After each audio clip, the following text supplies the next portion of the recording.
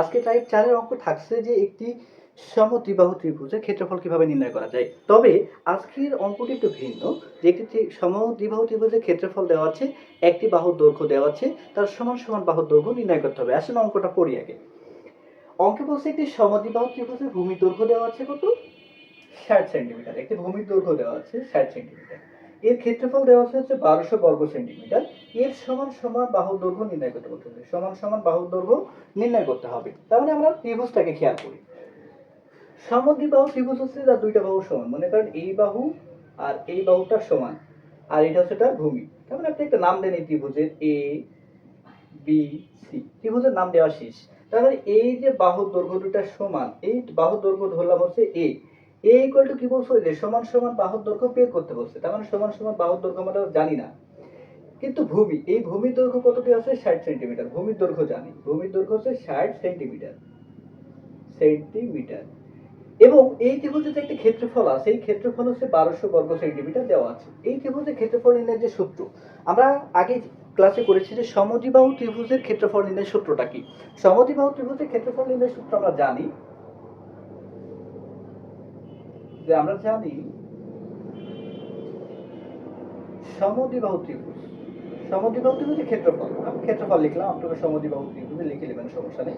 ক্ষেত্রফল equal to b/4, b হচ্ছে ভূমি, by 4 root over 4a square. a square হচ্ছে সমান সমান বাহুর দৈর্ঘ্য মাইনাস বি স্কয়ার, এইটা।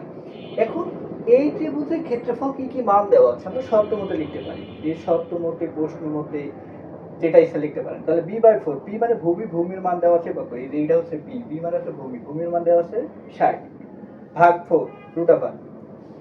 এর মান তো বের করতে হবে, তাহলে 4a স্কয়ার, এর মান বের করতে হবে। b এর মান কত? 60। এরপরে কি স্কয়ার, ইকুয়াল টু এটার সমান কত দেওয়া আছে? এটার সমান দেওয়া আছে হচ্ছে 1200। এটার সমান দেওয়া আছে কত? 1200। দেখেন তো এখানে ভাগ করা যায় কিনা। এখানে ভাগ করা যায় হচ্ছে, এটাকে যদি আপনি ভাগ করেন তাহলে 4 ভাগ 15, তাহলে 4 15 60, তাহলে 15 root over 4a square minus 6 কে 6 দিয়ে গুণ করলে যদি 36 হয়, তাহলে 36 এর সাথে আর দুইটা শূন্য লাগান, তাহলে কত হবে? 3600 ইকুয়াল টু 1200 ইকুয়াল টু 1200। এখন দেখেন এই 15 এই পাশে কি আছে? গুণ আছে, ওই পাশে গেলে ভাগ হয়ে যাবে।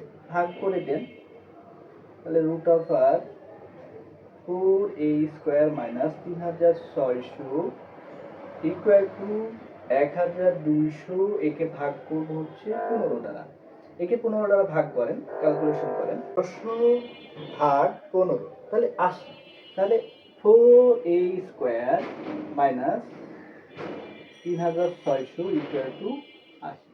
এখন দেখেন এই পাশে একটা বর্গমূল আছে বা রুট আছে, এই রুটকে যদি তুলতে হয় তাহলে এই পাশে কি করতে হবে?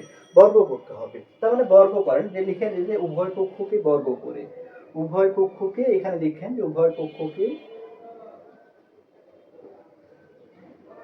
উভয় পক্ষকে বর্গ করে, উভয় পক্ষকে যদি বর্গ করেন তাহলে কি আছে? এই পাশে বর্গ আছে, এই পাশে বর্গ আছে, তাহলে 4a স্কয়ার বর্গ রূপ উঠে যায়, তাকে হচ্ছে 4a স্কয়ার 3600 ইকুয়াল টু 80 কে যদি বর্গ করেন, তাহলে 80 এর উপর বর্গ করেন, তাহলে 80 গুণ 80, তাহলে 28 64, এর সাথে দুইটা শূন্য, তাহলে 6400।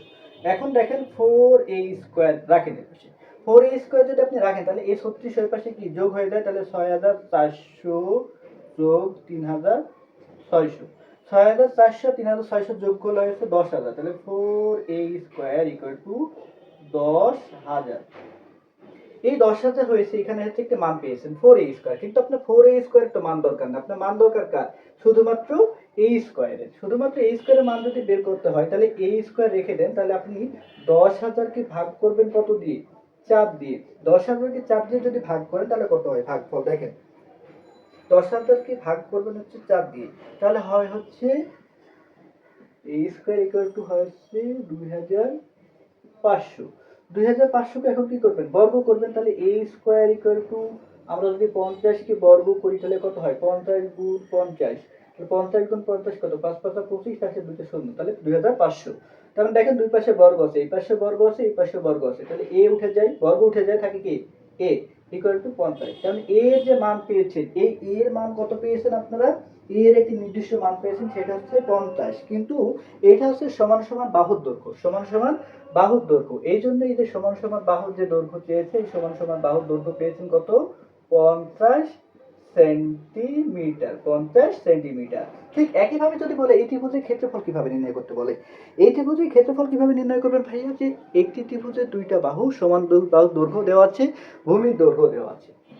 যখন এ এর মানও দেওয়া থাকবে, এ এর মান যদি 50 দেওয়া থাকে, বি এর মান যদি আপনার কত এখানে আছে 60 দেওয়া থাকে, ওই ত্রিভুজের ক্ষেত্রফল কিভাবে নির্ণয় করবেন? ওই ত্রিভুজের ক্ষেত্রফল নির্ণয়ের সূত্র হচ্ছে যে ওই যে p/4 root over 4a square minus b square. ঠিক একইভাবে সূত্র প্রয়োগ করেন, 60 ভাগ 4 root over 4 into 50 square minus 60 square. এই সূত্র প্রয়োগ করে আপনি এই সূত্রের অঙ্ক করতে পারবেন। তবে এই অঙ্কটা অনেক ইম্পর্টেন্ট একটি অঙ্ক, যে ত্রিভুজের ক্ষেত্রফল দেওয়া আছে, একটি বাহুর দৈর্ঘ্য দেওয়া আছে, যেটা ভূমির দৈর্ঘ্য দেওয়া আছে, সমান সমান দুই বাহুর দৈর্ঘ্য কত হবে সেটা নির্ণয় করতে হবে।